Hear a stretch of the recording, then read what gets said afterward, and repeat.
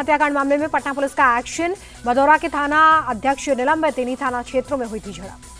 मोकामा हत्याकांड के बाद पुलिस प्रशासन सख्त। चुनाव प्रचार के दौरान प्रत्याशियों के साथ मजिस्ट्रेट और पुलिस की तैनाती रहेगी। दुलारचंद यादव की पोस्टमार्टम रिपोर्ट में खुलासा, लंग फ्रैक्चर और रिब फ्रैक्चर की वजह से हुई मौत। फेफड़े और सीने में गंभीर चोट लगने से हुई थी इंटरनल ब्लीडिंग। मोकामा में अभी भी तनावपूर्ण स्थिति, भारी संख्या में पुलिस बल तैनात, आने जाने वालों की सख्ती से तलाशी। मोकामा मर्डर के बाद पहली बार चुनाव प्रचार के लिए निकले अनंत सिंह सड़कों पर घूम घूम कर मांग रहे हैं वोट। दुलारचंद हत्याकांड में एफआईआर में अनंत सिंह का नाम है। बिहार बीजेपी अध्यक्ष दिलीप जायसवाल का बयान, का बिहार में कानून का राज, अपराधी कोई भी हो उसे सजा जरूर मिलेगी। तेजस्वी यादव का चुनाव आयोग से सवाल, एफआईआर में आरोपी का नाम फिर भी क्यों नहीं हुई गिरफ्तारी। प्रियंका ने एनडीए को घेरा, का प्रचार में मर्डर हो रहा है, नेता और उद्योगपति मारे जा रहे हैं, क्राइम चरम पर है। अखिलेश यादव ने भी प्रियंका के बयान पर जताई सहमति, कहा एनडीए के शासन में कोई जगह सुरक्षित नहीं, जगह जगह जंगल राज। बिहार के गोपालगंज में अमित शाह की रैली, कहा यह चुनाव बिहार का भविष्य तय करने वाला, अगर आरजेडी लौटी तो जंगल राज वापस आ जाएगा। बिहार के सिवान में बीजेपी अध्यक्ष जेपी नड्डा ने भी किया चुनावी प्रचार। जंगल राज को लेकर लालू यादव पर साधा निशाना, कहा हमने 20 साल में हालातों को सुधारा। सीएम नीतीश कुमार ने बिहार की जनता के लिए जारी किया वीडियो संदेश, कहा पहले बिहारी कहलाना अपमान था, अब सम्मान की बात है। बिहार चुनाव में प्रियंका गांधी की एंट्री, बेगूसराय में बीजेपी पर साधा निशाना, कहा आपको बांटे की राजनीति, देश भर में झूठा राष्ट्रवाद दिखाया गया, इससे बात नहीं बनी तो एसआईआर के जरिए लोगों के नाम काटे गए। बिहार चुनाव को लेकर जमीयत उलेमा हिंद की नसीहत, सांप्रदायिक पार्टी से दूर रहे लोग, मुसलमानों के खिलाफ दिए जा रहे भड़काऊ बयान।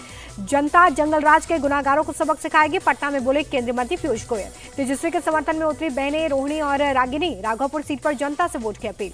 महाराष्ट्र में बीएमसी चुनाव से पहले वोट चोरी का मुद्दा गरमाया, चुनाव आयोग के खिलाफ मुंबई में महाविकास अघाड़ी का प्रदर्शन।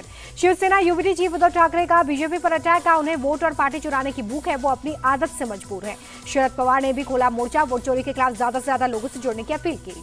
एनडीए के प्रदर्शन पर बीजेपी का पलटवार, पूछा अघाड़ी के मुस्लिम विधायकों के इलाके में रहने वाले अवैध बांग्लादेशी कैसे वोटर बने, जांच हो। बंगाल में एसआईआर को लेकर तैयारियां तेज, चुनाव आयोग ने शुरू की बूथ लेवल के अधिकारियों की ट्रेनिंग। फर्जी वोटर्स को बचाने के लिए एसआईआर का विरोध कर रही है टीएमसी, बीजेपी नेता शुभेंदु अधिकारी ने साधा निशाना। अखिलेश के वोट बैंक पर बीएसपी सुप्रीमो मायावती की नजर, लखनऊ में पिछड़ा समाज के प्रतिनिधियों के साथ की बैठक। छत्तीसगढ़ के रजत जयंती समारोह में शामिल हुए पीएम मोदी, नए विधानसभा सहित 14,000 करोड़ की दी सौगात।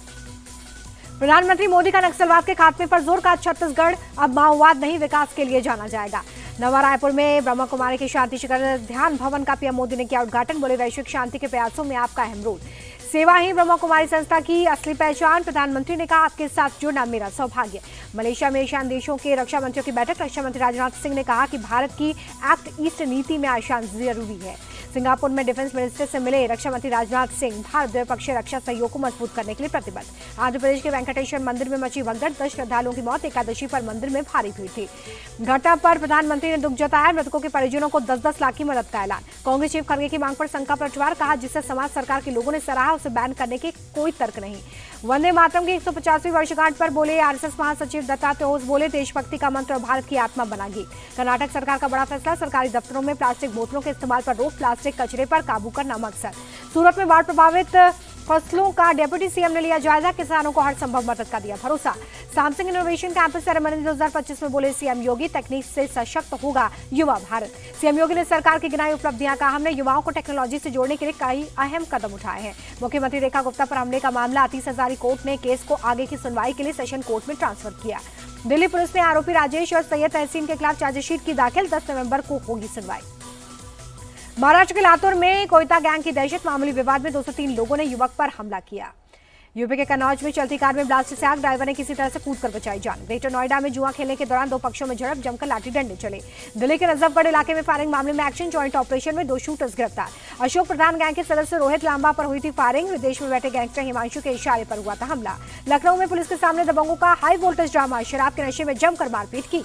दिल्ली में बढ़ते प्रदूषण को लेकर सरकार सख्त, BS3 की गाड़ियों को राजधानी में नहीं मिली एंट्री। राजस्थान के सीकर में आरोपियों का निकाला गया जुलूस, फायरिंग मामले में 3 आरोपियों की हुई थी गिरफ्तारी। हरिद्वार के ज्वालापुर में बाइक से स्टंट करना युवक को महंगा पड़ा, पुलिस ने बाइक सीज कर फटकार लगाई। 2 बार के ग्रैंड स्लैम चैंपियन रोहन ने पेशावर टेनिस से लिया संन्यास, सोशल मीडिया पर भावुक पोस्ट में लिखा। श्रेयस अय्यर को अस्पताल से मिल गई है छुट्टी, फिलहाल पूरी रिकवरी तक सिडनी में ही रहेंगे, बीसीसीआई ने दी जानकारी।